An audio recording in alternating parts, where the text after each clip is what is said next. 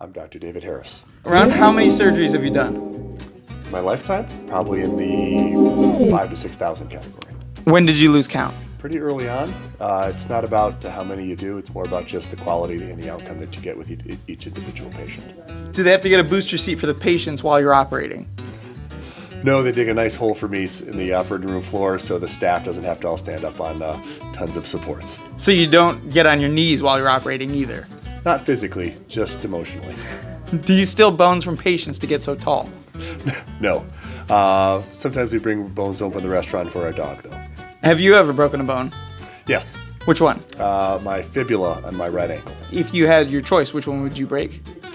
That's a pretty good one because it usually heals pretty well. I've also broken a metacarpal in my hand, which healed without surgery. That's another good way to go. Which would be the worst? I think different bones can give different levels of pain afterwards. I think anything that you can kind of still mobilize and participate in life is a good thing, upper extremity wise. I think things in the lower extremity when you have to use casts and canes and walkers certainly puts a bigger damper on your function and quality of life. Who picks music in the OR? I do. What'd you last listen to? I'm a big Post Malone fan, so we had a Post Malone radio day this past week. Who has sharper knives, Powers Health or Franciscan?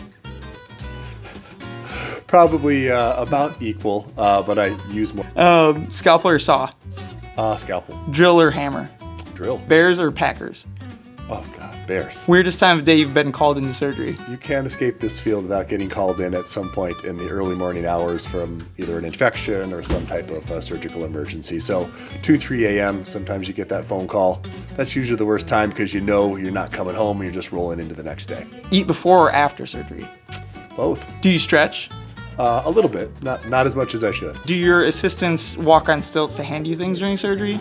I've already kind of asked that. There are things called step stools that they stand on next to me so the table height can be good for my neck and my back. In another life, if you could do it all over again, would you choose basketball instead?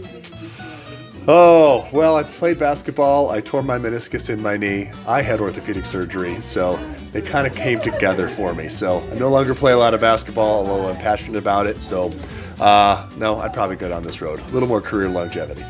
Thanks, doctor. Got it. Thanks.